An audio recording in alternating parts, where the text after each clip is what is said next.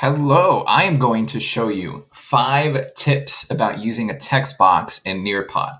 I already showed you how to make one and how to change the color of your font, but there are 5 other things that you will need to do sometimes when you answer questions or when you fill in graphic organizers. So the next slide is going to look like this, what my screen looks like right now. We're going to practice making a response, and I'm going to show you those 5 tips.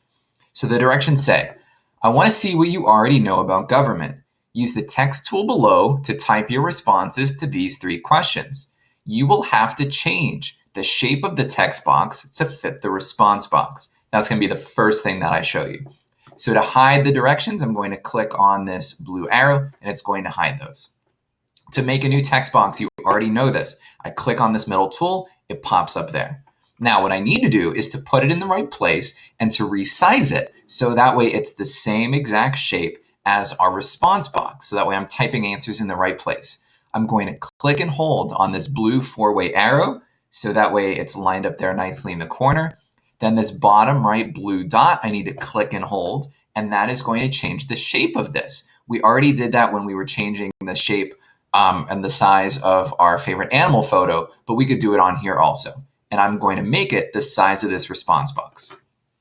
I'm going to type my answer in here, blah, blah, blah, blah, blah. Let's say it's a really long answer I need to type. Now you notice if it gets too long, it starts to hide some of what I'm writing. So what we need to do is to go back down to the text tool and to change the size of the font.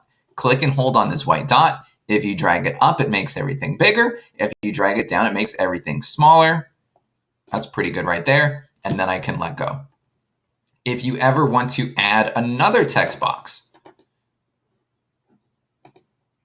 you click on the text box and it makes another new one. So if I want a second one down here, same thing, drag it there, move it over, blah, blah, blah, blah, blah. I'm going to type all of my answers. Now, what if I realized that my first response, I want to add something? As long as I'm here on the text tool, if I click up here in my old text box, it jumps me back up to that text box. And then I can add something else. I can delete some things. I can change whatever it is I want to do. If I want to go back to the second one, I click down there with the text tool and it skips me down there. Maybe I realized I put a text box somewhere where one didn't belong, where I wanted you to draw an answer or add a photo as your answer. In the top right corner of a text box is a garbage can. It's going to delete that whole entire text box. Click it and it's gone. But what if I didn't want it to be gone? Uh-oh, that's pretty bad.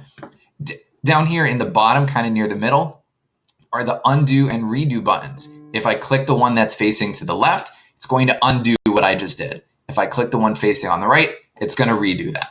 Okay?